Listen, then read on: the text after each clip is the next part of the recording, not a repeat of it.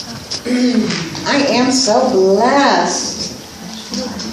This morning when I was driving myself here, I did a series of I am affirmations the whole way here. You know, I am happy, I am joyful, I am enthusiastic, and I do that exercise sometimes in the car, and I didn't say I am so blessed. So as we're singing that, I feel like, complete now. Oh, I am so blessed. I am so grateful for each and every one of you that you're here with me today. I had a conversation, I don't know if it was yesterday, but I think it was yesterday with Carmen Scafidi, who's sitting right back there, her lovely self, the spiritual leader of Unity Espanol. And we were talking about our recent prosperity campaign here at Unity of Central Massachusetts. And I was kind of get up today and give you a typical prosperity talk, but after speaking with her, I'm like, no, threw that out. Called Jill. Jill gets the email. I'm changing the title of my talk. Didn't have a chance to tell Mike, but you know what? What you said in your meditation is perfect. It really is perfect. Perfectly in alignment with what I want to talk to you about today. First, I want to give you just a heads up on what's been happening, because I realized in my weekly updates, it doesn't maybe come across as things are okay. And we've been doing really well, and we have not hit the overdraft the entire time since we've been doing the prosperity campaign. We've had many of you respond in giving of your tithes and donations and love offerings, but we've also been receiving an abundance from people outside of the community, friends and colleagues. We've even had Unity churches and centers such as ourselves sending us big checks. So it's been just an incredible flow of abundance and support and love. And I really don't think I've been communicating that with you. So I'm going to just stop the financial updates in the weekly emails. I thought, I'm the kind of person, like, I feel information's power, but for some people information is overpowering or something, or underpowering, and that's certainly not what I want to be communicating with you. I want to communicate that we really have gotten back on our feet and are doing quite well. And I certainly feel incredibly supported, not only by this community, but beyond. Good. So it's good news.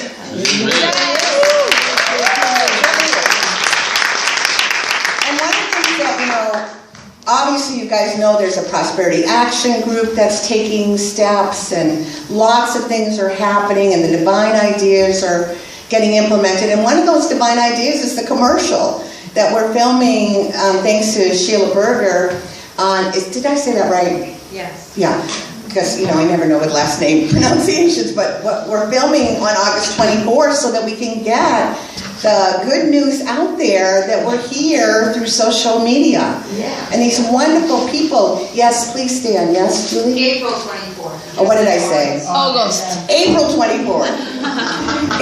Thank you. Yeah, please let me know when I do that. People let me know when I do it via email, but I need to know when I do it up here too. So April 24th, the last Sunday. And these wonderful guys are coming, Ulysses and Nathan, who are donating their time to us. They're professionals that are going to be, recording not the whole service, but snippets of it. It's only going to be a minute-long commercial, but then it will go out in all these different venues to let folks know we're here, showing some of the music and me up here doing whatever I do, and the children coming in, and we're asking them to hold up that beautiful banner that they made. So, there's a lot of really wonderful things happening. And that's what I think I need to refocus and be communicating with you. Now, I know I've talked to you in the past about being prosperous. Includes things like having a physical, healthy body, which Mike referred to in his meditation, harmonious relationships, doing some kind of work, or whether it's volunteer or paid, that you're passionate about and you love, and having enough financial resources so that you have the money that you want to spend. But let me ask you, have you ever stopped to ask the question, Why am I bothering to do all this? What does it really matter if I become prosperous? Have you ever asked that? You're not like me. You gotta read that book, Accepting Death, Embracing Life. Because it's good to have nice things. It's wonderful to have a healthy body and good relationships and something to do for work that I enjoy. And yes, it's terrific to have lots and lots of money. But none of that changes the fact, that old saying, which is you can't take it with you. Right? All of it's temporary. All of it. Because the fact still remains, I'm born, I grow up, I work hard, I pay taxes. How many have paid their taxes? I did that the other day. I retire, grow old, and then I die. That's the reality. Breathe. So what does it really matter if along this road from birth to death I was healthy, I had loving relationships, I loved my job, and I had lots of money? If the outcome is the same anyway. If I'm making you uncomfortable, read the book. We don't want to talk about where it all ends for all of us. It doesn't end in this physical body, right? None of us getting out of this alive. Cheer up. The path to prosperity and the path to poverty still have the same destination point. You and I are eventually going to exit our physical bodies. So for me, there's only one true meaning of prosperity. That's why I renamed the talk. The true meaning of prosperity. And it's the only one that really matters beyond what we call physical life. It's the only one that matters to our spiritual self. It's the only one that answers the questions, what is the meaning of life? Why am I here on the earth? And what am I supposed to be doing? Do you want to know the answers to those questions? That's why religion's a reform, folks, to answer those questions. That's why we have theology. Well, the answer is the true meaning of prosperity, anyway, is it's all about finding my divine purpose. That's what it's all about. To realize and to express my divine purpose. Discovering my divine purpose is the only aspect of prosperity that really matters in the long run. It is what I have come here to be. Have you ever heard that expression? What have you come here to be? In Unity, we don't believe that life begins at birth, do we? We don't believe that life ends at death, do we? No. No. I'm a spiritual being having a human experience. And actually what's even truer than that, because you hear that all the time, is I'm a spiritual being having a spiritual experience because everything's spiritual, folks. Even this. But what is the reason I'm having this experience? Why am I here? If it's not just to breathe and take up space and to bring in other people to take up even more space, if that's not the only reason I'm here, what does it all mean? What is the purpose of this physical life? What is the spiritual purpose of this life? Have you ever asked yourself these questions? Yeah. You know who asks themselves these questions is the people who have physically healthy bodies, are in wonderful harmonious relationships, have jobs that they love, and have all the money that they could use. They still end up asking, what does it all mean? See, if you don't have one of those things, then you can spend your life pursuing trying to get one of those. Got to get healthy. Got to find the love of my life. Got to get more money. Got to find the right and perfect job. Well, you can waste your whole life doing that. But if you get all those things, eventually you still end up saying, what does it all mean? What does it mean? I don't know, maybe it's just me.